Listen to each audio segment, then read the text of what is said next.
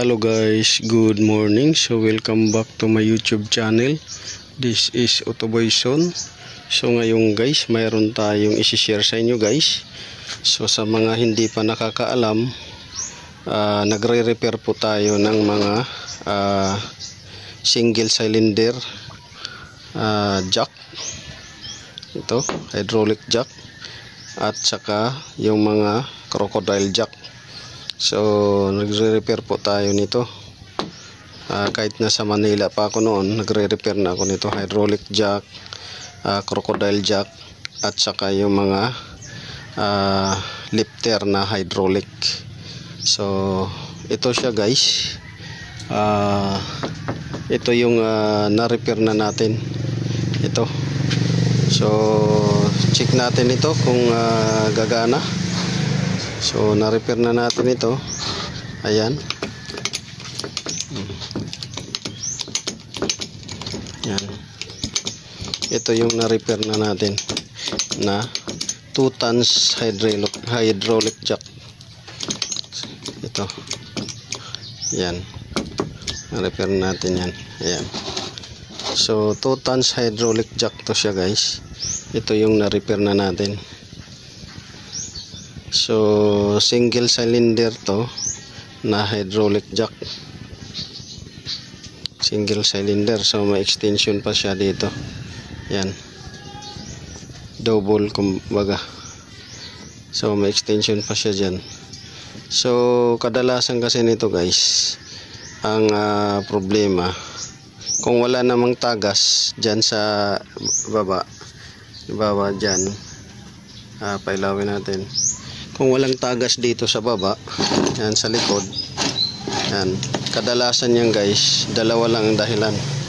Yung hydraulic jack, hydraulic fluid ninyo ay mababa na yung viscosity level, mababa na. Tapos yung oil seal nito dito at saka dito ay may singaw na. So kahit anong bomba ninyo, hindi siya makakaangat. So yan yung dahilan. Tapos dito naman tayo guys sa ayusin natin. So ito, kita ninyo kung anong itsura niyan. So double cylinder din to, may extender. Ngayon binigay sa atin ito. Paganahin natin. Wala, ayaw tumaas. So titingnan natin kung anong naging dahilan. Pero base sa aking dyan, yan yung sinasabi ko sa inyo na mayroong singaw. So hindi talaga siya makabomba. So yan guys yung gagawin natin. So update ko kayo ngayon guys dahil wala tayong jack, camera stand pala. Wala tayong camera stand, kaya hindi natin maano. So parts by parts na lang yung tanggal natin at ipakita sa inyo. So ito guys, nakalas na natin itong pump nya. So sisilipin natin kung anong mayroon dito. So ayan, medyo madumi na siya. Tapos dito nakikita nyo, ayan yung nya, gasket nya all seal, wala na, flat na. So isang dahilan niya kung bakit hindi nagbubomba yung hydraulic jack. So papalitan natin yan, lilinisan natin din dito para maayos to. So yun, sundan nyo lang guys yung video.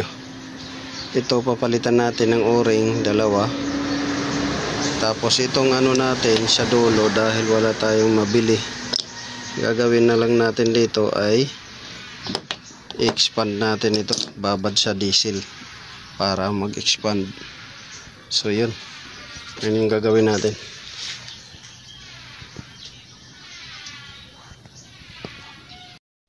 So ito na guys, tapos na yung ni-repair nating jack. Yan, So tapos na. Repair natin yung jack. So pinalitan natin ng o-ring sa loob.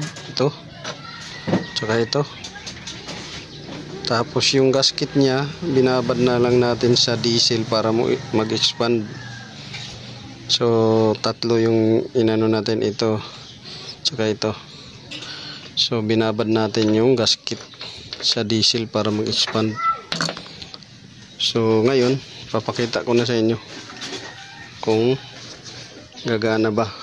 So dati hindi yan tumataas, hindi tumataas yan.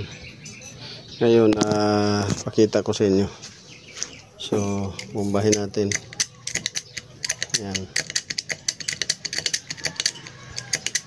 Yan.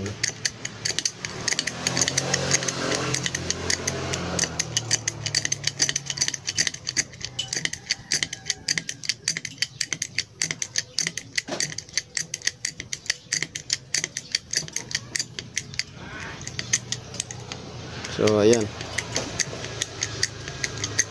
So tumaas na. So ganoon lang guys, mag-repair. Yan. Hindi na yan bababa. Tigas. So yun, sana nakakuha kayo ng konting kaalaman. This is Autoboyson. Maraming salamat. God bless you all. So isang ni-repair natin na ano. So additional tools na naman to sa atin. Gagamit natin yan.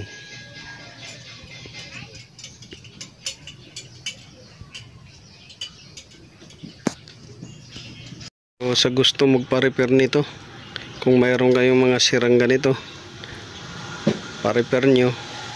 So ang repair lang naman ito ay labor parts na is 600 lang.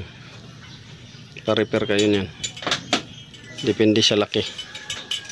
So this is Autoboyson.